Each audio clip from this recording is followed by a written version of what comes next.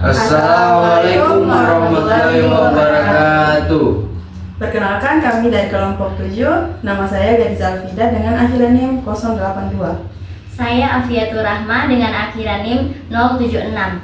Saya Genugraha dengan akhiran NIM 075. Saya Muhammad Zahir Syah dengan akhiran NIM 081. Kami dari kelompok 7 akan memaparkan materi terkait norma-norma dalam masyarakat. Oke, sebelum saya mengucapkan selamat tahun baru, tahun 2025. Dan untuk tahun 2024 saya ucapkan terima kasih atas segala kisah sedih dan bahagianya. Semoga di tahun ini kita diberikan rezeki yang lancar, umur yang panjang, serta kebahagiaan. Oke, mungkin langsung saja saya menjelaskan pengertian norma. Norma adalah berasal dari kata Latin, yaitu sebuah aturan, standar atau tindakan pola. Norma ini sendiri dibuat oleh kelompok khusus. Orang yang khusus membuat sebuah aturan yang harus dilakukan maupun yang harus dihindari di dalam situasi apapun. Adapun beberapa pengertian norma menurut beberapa ahli.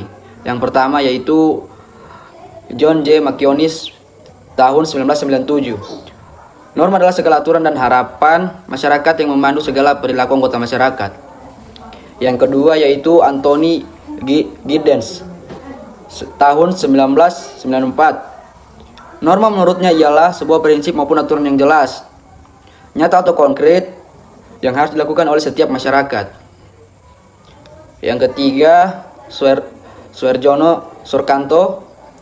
Norma adalah seperangkat di mana hal itu agar dibuat hubungan dalam suatu masyarakat berjalan seperti apa yang diharapkan. Oke. Baiklah, saya akan membawakan materi mengenai fungsi norma dalam masyarakat. Fungsi norma dalam masyarakat membantu mengontrol perilaku manusia, membantu memenuhi kebutuhan sosial manusia, bertindak sebagai alat ukur atau parameter untuk mengevaluasi perilaku manusia sebagai suatu yang sangat ideal dalam situasi tertentu. Membentuk tatanan sosial dengan cara meredakan ketegangan serta konflik yang terjadi dalam masyarakat. Norma juga memiliki ciri khas, yaitu ciri khas norma. Norma merupakan bagian dari masyarakat. Norma bersifat positif dan negatif.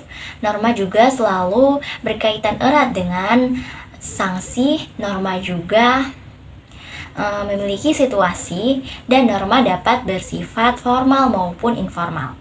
Norma juga dipelajari oleh individu melalui interaksi dengan orang lain yang disebut sosialisasi. Sini saya akan membacakan materi tentang jenis-jenis norma. Jenis-jenis norma terbagi menjadi 5, yaitu norma agama, norma kebiasaan, norma kesusilaan, norma hukum, dan norma kesopanan. Yang pertama, norma agama. Norma agama merupakan norma yang berdasarkan ajaran agama dan berasal dari Tuhan Yang Maha Esa.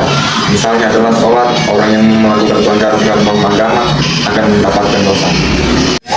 Selanjutnya ada norma kebiasaan. Norma kebiasaan merupakan norma yang merujuk pada perbuatan yang dilakukan secara berulang. Misalnya adalah membuang sampah sembarangan. Pelanggaran terhadap norma kebiasaan akan mendapat sanksi berupa celaan dan lain sebagainya. Selanjutnya ada norma kesusilaan. Norma ini merupakan norma yang berasal dari hati agar dapat membedakan perbuatan baik dan buruk.